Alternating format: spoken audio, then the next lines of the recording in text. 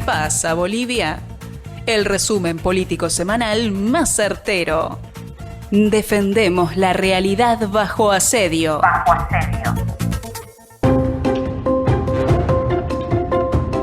Muy buenos días a todas las personas que escuchan el programa ¿Qué pasa Bolivia? En esta semana quiero comentarles acerca de la crisis económica actual que atraviesa Bolivia.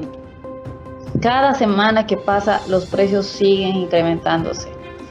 Por ejemplo, el precio de los lácteos. La leche, que antes costaba en promedio entre 5 y 6 bolivianos, ahora cuesta 8 bolivianos.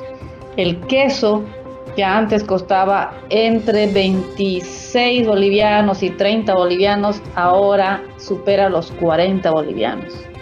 El maple de 30 huevos, que antes incluso se podía conseguir hasta de 16 bolivianos, ahora es imposible conseguir alguno por menos de 26 bolivianos, los más pequeños.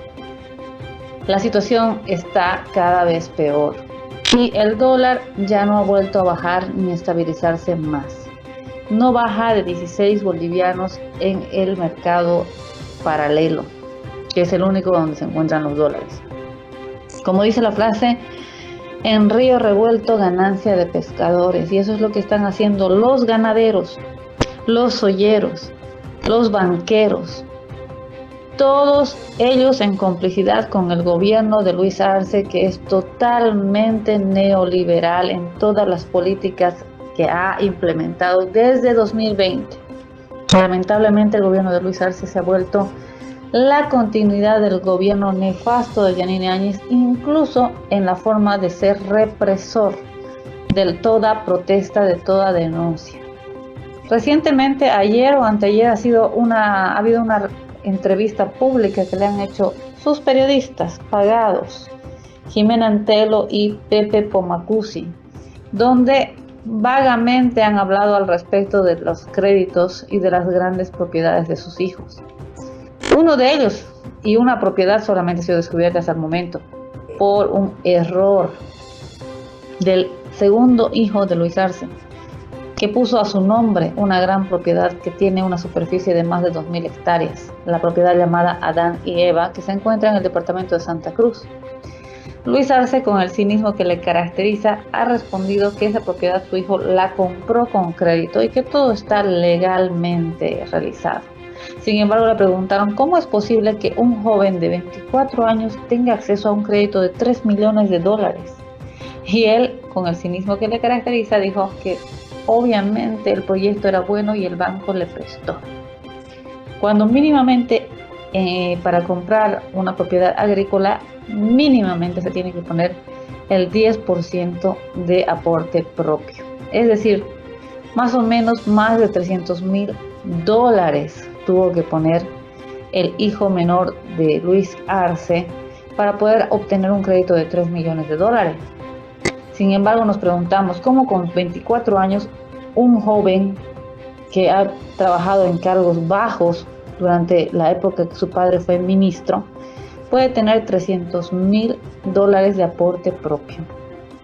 Y Luis Arce en ningún momento ha dicho yo le presté, yo le di dinero, nada.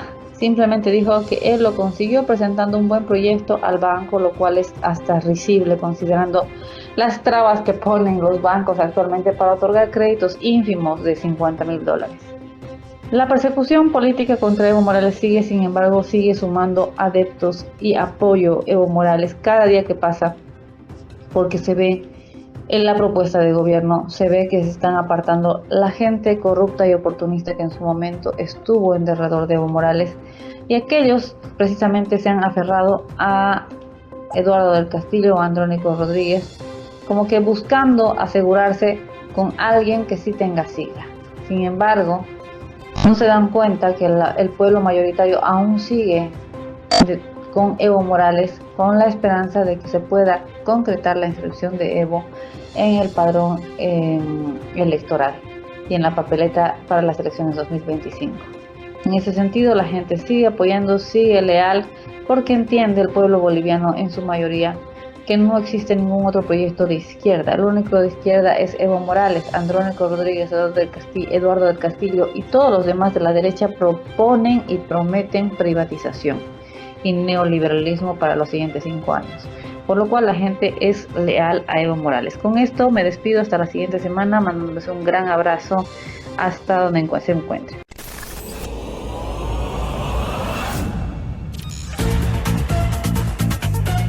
¿Qué pasa, Bolivia? El resumen político semanal más certero. Defendemos la realidad bajo asedio.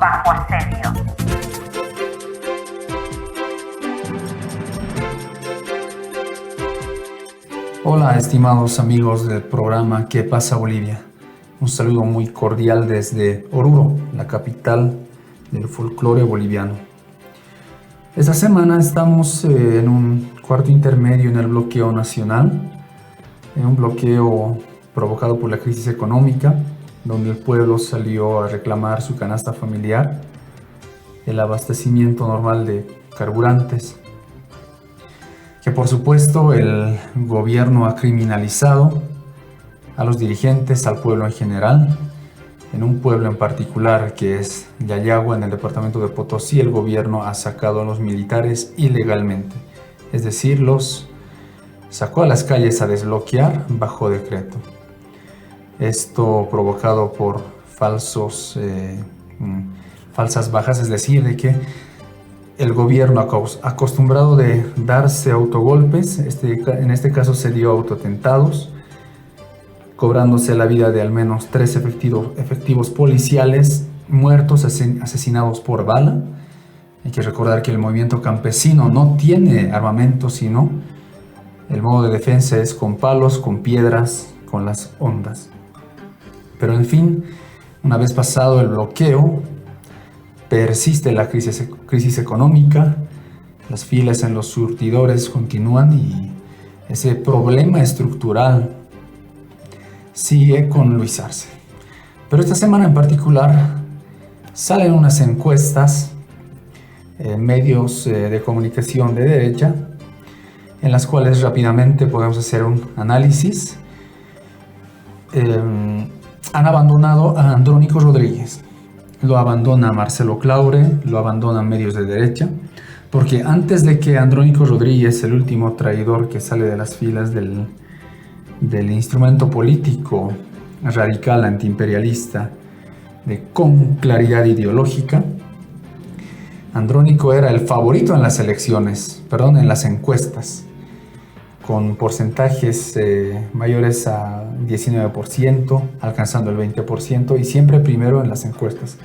Ahora ya, una vez que una vez que la derecha consigue el objetivo de que este compañero se aleje, divida al sector radical, ahora ya lo abandonan. Andrónico aparece en un tercer lugar con un 14%. Antes de él, en la cabeza, 2 derechosos extremistas. Uno de ellos es Samuel Doria, exministro de Estado en los gobiernos de Jaime Paz, y también Tuto Quiroga con 18%. Tuto, el hijo político del dictador Hugo Banzer Suárez. Sumando las 2 intenciones de voto de estos 2 extremistas derechosos radicales, podemos apreciar que ni siquiera llegan al 37% de intención de voto. Después está Manfred con un 8% aproximadamente. Sumando todos estos votos radicales, la derecha no llega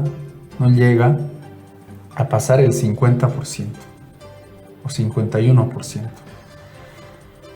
Pero también en estas encuestas podemos apreciar al candidato del gobierno de turno con la sigla robada del MAS, Movimiento al Socialismo. Eduardo del Castillo, el exministro de gobierno, está con una intención de voto del 2.3%. Nadie podría imaginar que Eduardo del Castillo podría ser presidente en las elecciones que se avecinan. Pero hay que recalcar algo muy interesante, es que con Evo siempre estaba en el podio de los 3 primeros. Históricamente, antes de llegar a la presidencia, estaba en tercer lugar en las elecciones de 2002 y cuando ganamos las elecciones de 2005. Evo pero siempre superaba la intención de voto con más del 24% en encuestas. Y recordemos que Evo, la primera vez que ganó, el 18 de diciembre de 2005, Evo, el movimiento campesino, gana con más del 51%. La primera vez que un presidente es elegido en primera vuelta. Por tanto, con estas elecciones totalmente amañadas, judicializadas, donde el Tribunal Supremo Electoral es vetado en sus funciones por cuenta propia, por el aparato judicial, por el Tribunal Constitucional autoprorrogado, estamos volviendo nuevamente a la vieja partidocracia, donde nadie gana con amplia mayoría, donde se cuotean el Estado, ministerios, direcciones para bajarse candidaturas y para, por supuesto, manejar de forma unipersonal, grupal, el Estado. Estamos camino a estas elecciones en este momento, pero también estamos seguros que el movimiento campesino, que históricamente ha defendido a todo el pueblo boliviano, no se va a dejar. Hasta las últimas consecuencias vamos a hacer inscribir a nuestro candidato, que esto no está cerrado, que es hasta el 7 de julio, y que por supuesto vamos a dar una dura batalla, porque esas elecciones se juegan no solo el destino de Bolivia, sino el aparato de intervencionismo dentro de toda América Latina, que tiene que ver con los recursos naturales.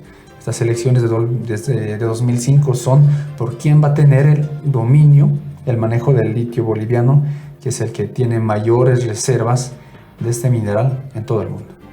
Un saludo muy cordial a todas las hermanas y hermanos dentro y fuera de Bolivia. Hasta la próxima.